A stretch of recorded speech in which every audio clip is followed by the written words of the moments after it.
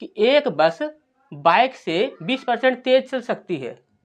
दोनों एक ही स्थान से एक ही समय पर चलना शुरू करती हैं और एक ही समय पर 60 किलोमीटर दूर एक ही गंतव्य पर पहुंचती हैं।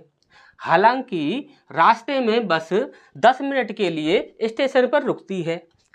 बाइक की चाल क्या होगी, ये हमसे यहाँ पर पूछा गया है। अब ध्यान से एक बात ध्यान से समझिएगा, इस क्वेश्चन में बस का जितना भी मैटर दिया गया है वो सब फालतू का मैटर दिया गया है। यहाँ पर मोस्ट इम्पोर्टेंट बात क्या है कि बाइक जो है, बाइक की हमसे चाल पूछी गई है और बाइक ने यदि यहाँ से चलना स्टार्ट किया है तो यहाँ लास्ट पॉइंट है, तो बिल्कुल भी वह रुका नहीं है।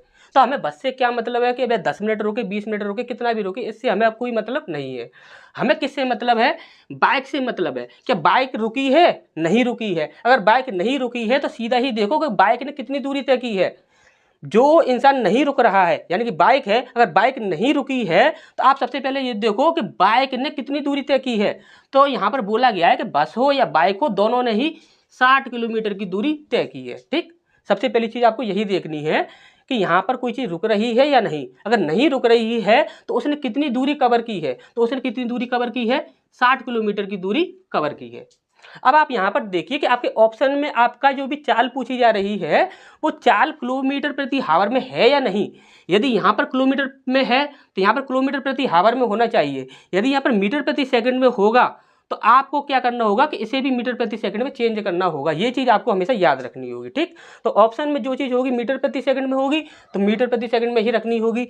यदि किलोमीटर प्रति हावर में है तो वो भी किलोमीटर प्रति हावर में होना चाहिए। ठीक, तो ये चीज़ आपको याद रखनी होगी। अब हमने बोला कि उसने कितनी दूरी कवर की है, बाइक वाले ने, कि 60 किलोमीटर की दूरी कवर की है। हमसे क्या पूछा जा रहा है? चाल पूछी जा रही है। तो हमने बोला कि जो ऑप्शन 60 को डिवाइड कर देगा वही आपका आंसर होगा, और जो 60 को डिवाइड नहीं करेगा वह कभी भी आपका आंसर नहीं होगा। आप खुद से इस प्रश्न को सॉल्व कर लेना और 100% यही आंसर निकलेगा। हमने बोला कि 60 जो है वह 55 से डिवाइड हो जाएगा, आप बोलो उसे बिल्कुल नहीं होगा, तो ये हमारा कभी भी आंसर नहीं हो सकता। हमने बोला क्या 65 से 60 डिवाइड हो जाएगा, बिल्कुल भी नहीं होगा, तो ये भी हमारा कभी भी आंसर नहीं होगा।